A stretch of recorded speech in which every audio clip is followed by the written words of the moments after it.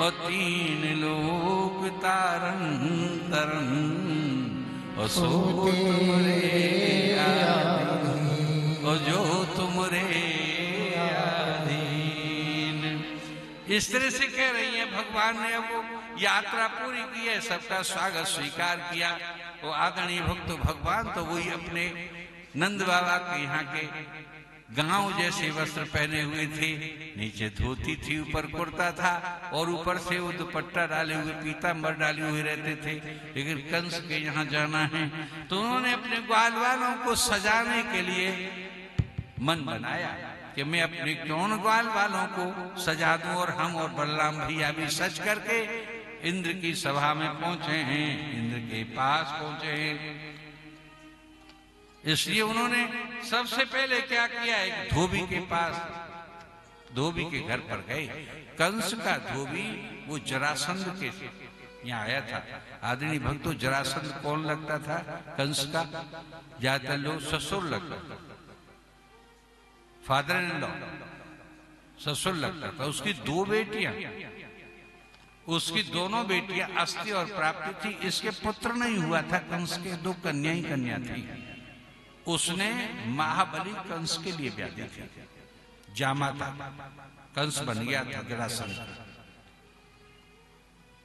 वहीं से वो धोबी आया था। बोलिए वृंदावन में हरि लाल की जय। बढ़िया काम करता था, भेज दिया। कहीं ज्यादा होते नौकर चाकर, कहीं कम होते तो रिश्तेदारों के यहाँ भी जाते हैं, वहां काम करने लगते। राजघरानों में तो प्राय ऐसा होता ही था। तो धोबी के पास पहुंचे, वहां पर नए नए कपड़े धुलने के लिए जो हीरे जवाहरात सोने चांदी के तारों से और रेशम से बने हुए थे, उनमें सितारे जड़े हुए थे, वो सब वहां पर पहले धोए जा रहे हैं। फिर प्रेस करा करके धोबी उनको वहां भेजेगा। और ये बाप रे, और राक्षसों के, दैत्यों के, सल के, तूसल के, चारूण की, सबकी एक दिन पहले पोशाक वही तैयार हो रही थी। और ये कैसे थे सब ग्वाल वाल भगवान श्री कृष्ण, छोटे छोटे बालक से और ऐसे, और वो तो हाथी के बराबर लंबे चौड़े खम्मा जैसे, न उनका कोई वो आवे। उन्होंने कहा कि भाई तुम्हारे पास कोई ऐसी पोशाक है? वो पहुंचे हैं,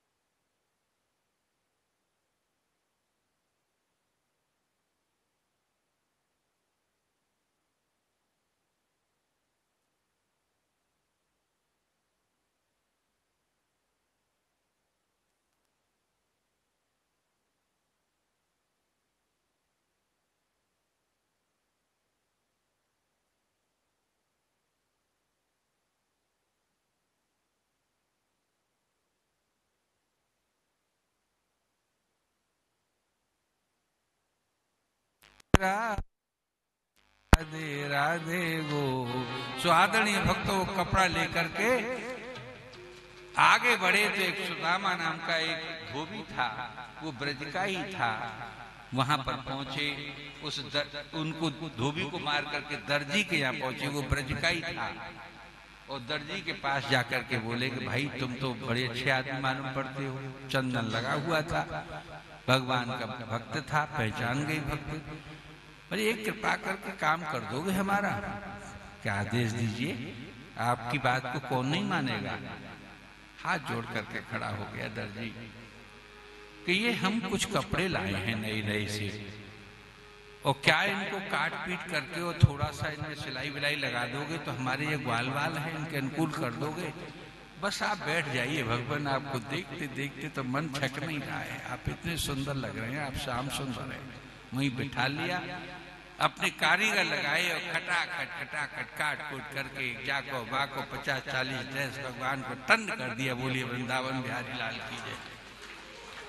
और जब ये करके भगवान बोले कि भैया देखो ये तो हम सज गए, तुमने तो मजा बांध दिया हमारा, इतने बढ़िया कपड़े हो गए हमारे कि नीचे का और राजसी ठाट में वो कपड़े उनके बन गए हैं कि अब हम तुम्हें वरदान देना चाहते हैं कि भगवान मैं आपसे क्या वरदान मांगू, आप बाल रूप प्रभु हैं, मैं कुछ नहीं मांगना चाहता। तो उन्होंने क्या वरदान दिया कि श्रियम च परमम लोके। पहले तो तू ध्यान से सुन ले हे दर्जी कि मैं तुझे अक्षय श्री प्रदान करता हूं, तेरा वंश जब तक वृंदावन में रहेगा, मथुरा में रहेगा, तब तक गरीब नहीं होगा। बोलिए वृंदावन बिहारी लाल की कि श्रियम जय परमाम लोके, लक्ष्मी तो देता हूं और तुझे परम लोक देता हूं। जब मृत्यु होगी तो तू मुझे मेरे लोक में ही जाएगा। लोक दे दिया। और बल ऐश्वर्य स्मृति श्री इंद्रियम, बल देता हूं, ऐश्वर्य भी देता हूं और तुझे दिव्य इंद्रियां प्रदान करता हूं। भगवान ने ये सब वरदान उसको दे दिए, लक्ष्मी दे दी, अक्षय लक्ष्मी। वहां की दर्जी आज भी गरीब नहीं है। बोलिए वृंदावन बिहारी लाल। मथुरा के दर्जी, वृंदावन के दर्जी आज भी गरीब नहीं है। पोशाकों का इतना बड़ा काम है, विश्व का इतना बड़ा काम है कि वो पोशाक सप्लाई ही नहीं कर पाते विश्व में। मंदिरों में उनके ही बनाए हुए कपड़े जाते हैं और माला माल बने रहते हैं। बोलिए वृंदावन बिहारी। आज भी वो काम कर रहा है, आशीर्वाद उनका। तत्पश्चात एक माली के यहाँ पहुंचे, सुदामा के यहाँ कि भैया माला पाला और पहन लो, कंस के यहाँ पहुंचना है। तो सुदामा माली के यहाँ पहुंचे। ये देख रहे हैं जो शूद्र लोग हैं, काम काज वाले लोग हैं, जो नीचे के स्तर के हमारे कर्मचारी वर्ग के लोग हैं, तो वो जैसा जैसा स्वभाव है उनको भी वो कल्याण करते जा रहे हैं। भगवान उनका भी वहां जैसे पहुंचे हैं उसका उनका बड़ा भारी मान सम्मान होता है। नव नूतन हार जो कंस के मंदिर हार भगवान के गले में उस सुदामा माली ने डाले और उसको भी उन्होंने कि इति तस्मै वरम दत्वा, उनको भी वरदान दिया। इति तस्मै वरम दत्वा श्रियम चान्वय वर्धनी, उसे तो ऐसा वरदान दिया जो किसी को वरदान मिलता भी नहीं।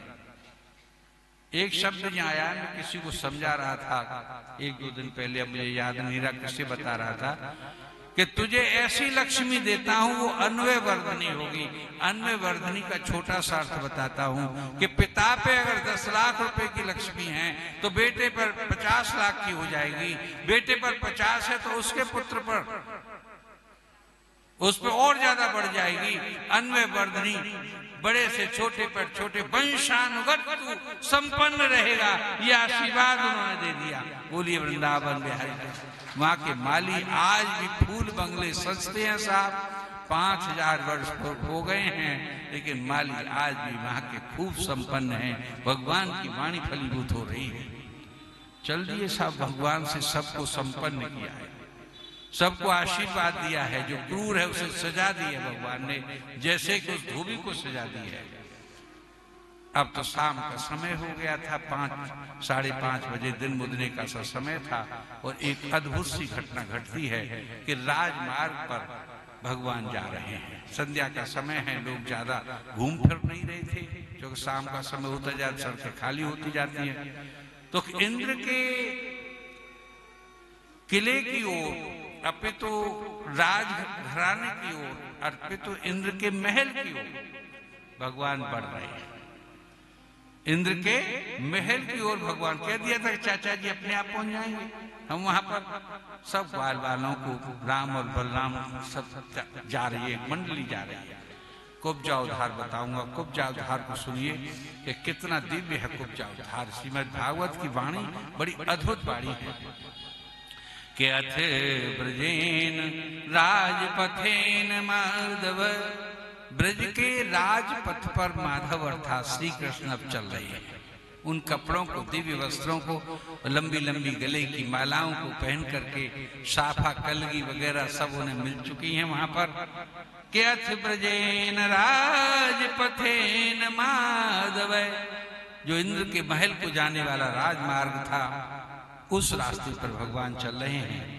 तभी क्या होता है कि एक स्त्री, बड़ी सुंदर सी स्त्री है, वो एक विलेपन पात्र लेकर के, विलेपन पर एक ऐसा होता है जैसे आपने सागदान देखे हैं दावतों में, पहले दावत में साग के 4-5 कटोरियां लगी हुई हैं, उनमें चंदन इत्यादि घिसके लगे हुए, सोने की कटोरियां थी, सोने का ही पात्र था, इस तरह से उसने पकड़ रखा था। बड़ी सुंदर मुखमंडल वाली इस